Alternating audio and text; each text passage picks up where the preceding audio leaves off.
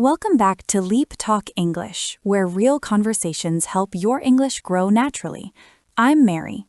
And I'm Albert. And Mary, I want to start today with a question that I think a surprising number of people have been quietly asking themselves lately. Go ahead, Albert. What if being single is not a problem to solve? Oh, that is going straight into deep water immediately. Because I think for a very long time, and in many cultures still today, being single has been treated as a temporary condition, something to fix, something to move past, a waiting room you sit in until the real part of your life begins. And that framing, that singlehood is just a gap between relationships, has caused an enormous amount of unnecessary suffering. People rushing into relationships they were not ready for, people staying in relationships that were not working because being alone felt like failure, people measuring their worth by their relationship status rather than by who they actually are. And something is genuinely shifting right now. In 2026, one of the biggest conversations happening globally is around people consciously, deliberately, peacefully choosing to be single, not as a last resort, not while waiting for something better, but as a genuine choice, a real life. And today, we want to explore that conversation honestly. Why are more people making this choice? What does it actually mean? And what can all of us, single or not, learn from it? As always, we are doing this in clear, natural B2 level English. Just relax, follow the conversation, and let your English grow naturally as you listen. And stay with us until the end for our word tour, where we slow down and explain the most useful words and phrases from today's conversation. And before we begin, we would love to hear from you. How does your culture or community talk about being single? Is it celebrated or treated as a problem? Tell us in the comments. All right, let's get into it. So, Albert, let's start by being honest about where this conversation comes from, because I think there is a lot of stigma around singlehood that needs to be named directly before we can talk about it clearly. And stigma is exactly the right word, because the pressure to be in a relationship, particularly in certain cultures and age groups, is not subtle. It is constant. It is communicated through the way family questions at every gathering, through the way media frames love as the ultimate destination, through the subtle implication that a person without a partner is somehow incomplete. And that implication, that you need another person to be whole, is one of the most quietly damaging ideas in modern culture. Because it places the center of your completeness outside yourself, in someone else's presence, in someone else's choice to be with you. And that is an extraordinarily fragile place to put your sense of worth. And I think many people have felt this, even in relationships. That moment of realizing, I am with someone, I have what I was supposed to want, and I still do not feel complete. I still feel that hollow searching feeling. Because the relationship did not fix it. Because the relationship was never going to fix it. Because the feeling of incompleteness was not a relationship problem, it was a self-relationship problem. And I think this is one of the deepest reasons why more people in 2026 are choosing to be single intentionally. They are recognizing, often through painful experience, that no external relationship can do the internal work for them. And rather than rushing into another relationship, hoping this one will finally make them feel whole, they are pausing. They are turning inward. They are asking, who am I when there is no one else in the picture? What do I actually want? What do I actually value? What kind of life do I actually want to build? And that pause, that willingness to be with yourself honestly, turns out to be one of the most productive and growth-oriented things a person can do. There's even a name for it now that has been gaining a lot of traction: self-partnership. And I love that term because it reframes singlehood entirely. Instead of, I am waiting for a partner, it becomes, I am partnering with myself.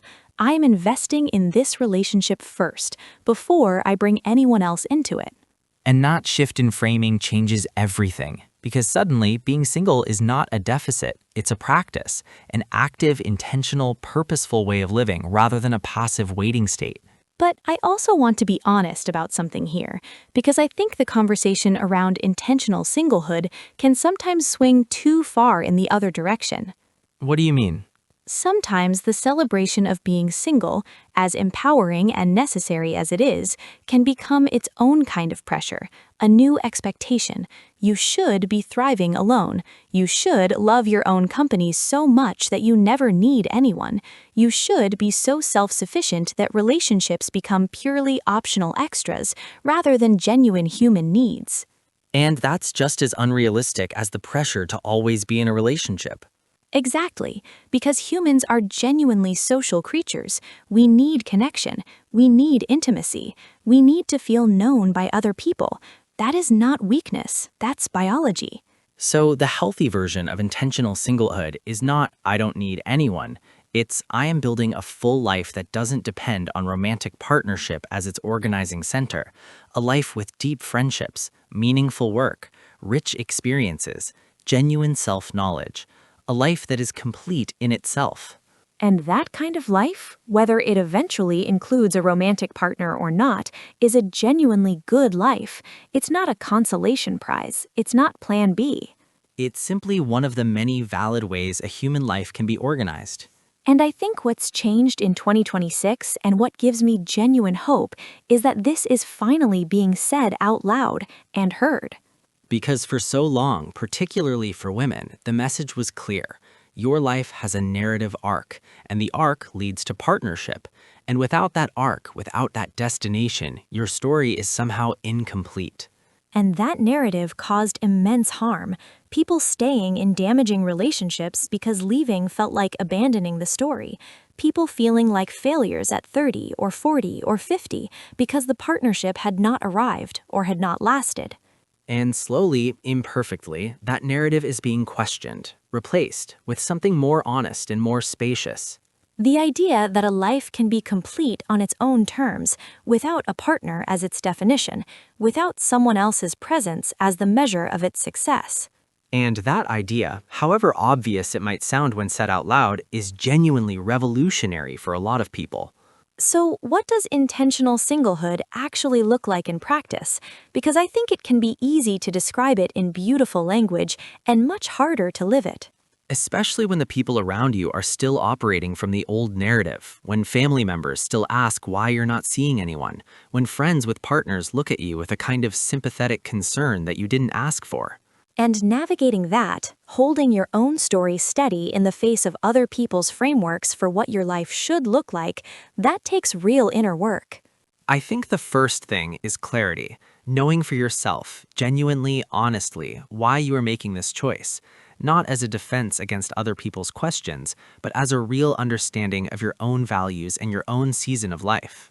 Because there is a difference between choosing singlehood from a place of wholeness, I am good here, I am growing, this is right for now, and choosing singlehood from a place of fear, I don't want to get hurt again, I don't trust anyone, I am safer alone.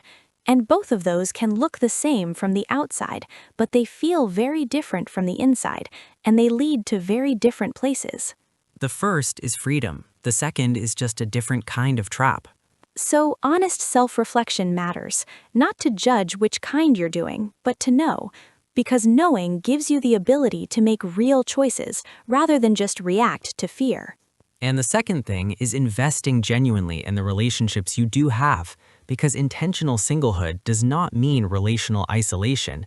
The research on this is very clear. Human well-being depends on close connection, deep friendship, being known and knowing others.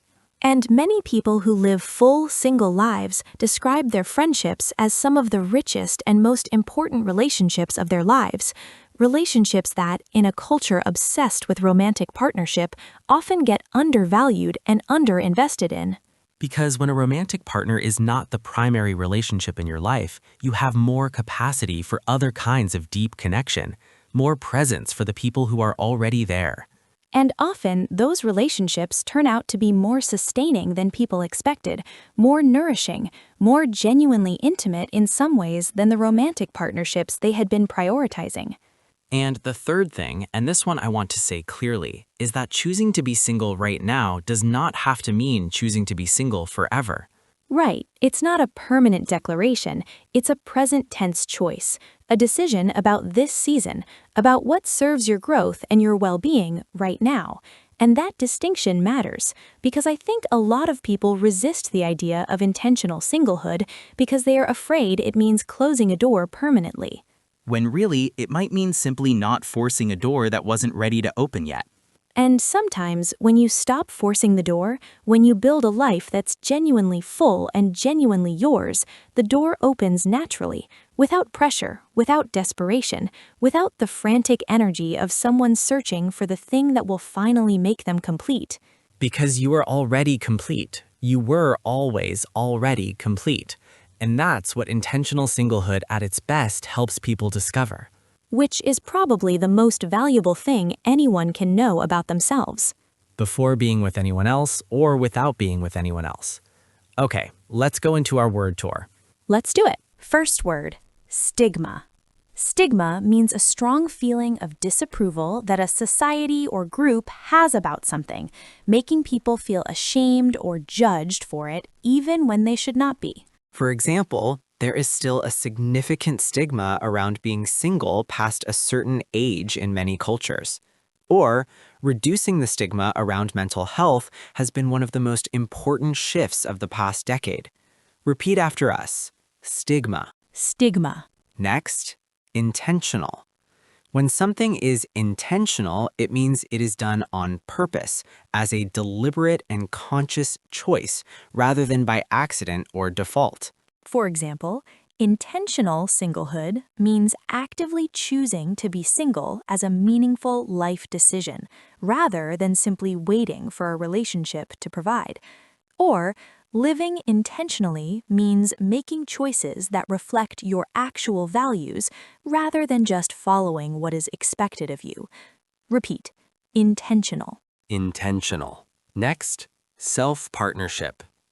Self-partnership is the practice of treating your relationship with yourself as a genuine and important relationship, investing in your own growth, well-being, and happiness rather than waiting for a romantic partner to provide those things.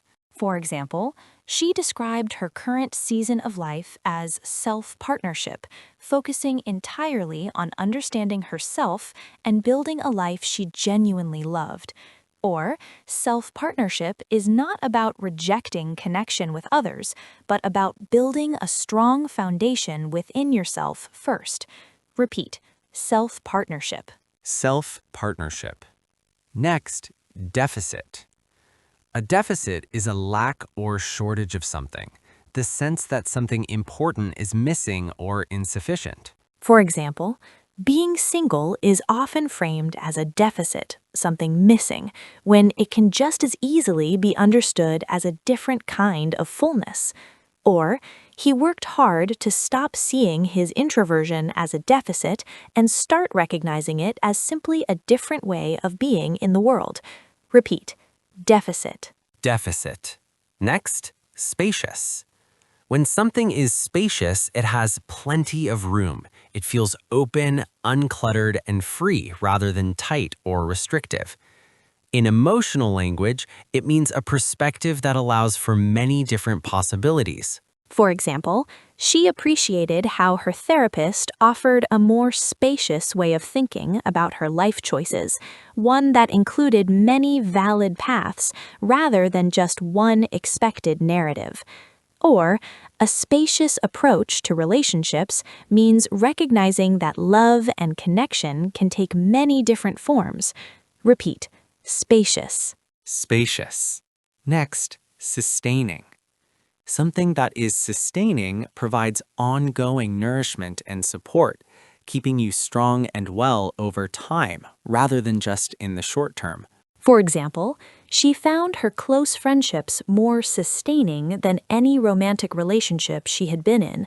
They gave her a consistent sense of being known and valued. Or, finding work that is genuinely sustaining rather than just financially rewarding is one of the great challenges of adult life. Repeat, sustaining. Sustaining.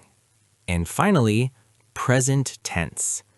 Something described as present tense exists or applies right now, in this current moment or season, rather than being a permanent or unchangeable fact. For example, Choosing to be single is a present tense decision. It reflects what is right for you now rather than declaring what will always be true. Or, a present tense approach to life means making choices based on who you are today rather than who you think you should be in some imagined future. Repeat, present tense. Present tense. And those were today's word tour words and phrases. Together, they capture everything we explored today: the stigma around singlehood, what intentional singlehood actually means, and the quiet but powerful shift happening right now toward living a life that is complete on its own terms. And wherever you are today, in a relationship or not, in a season of building yourself or a season of building with someone, your life is already a real life, already a full life, already enough. That was beautifully said, Albert. Thank you. I try occasionally. This is Mary. And this is Albert. Thank you so much for listening to LeapTalk English. We will see you in the next one. Bye, everyone. Bye.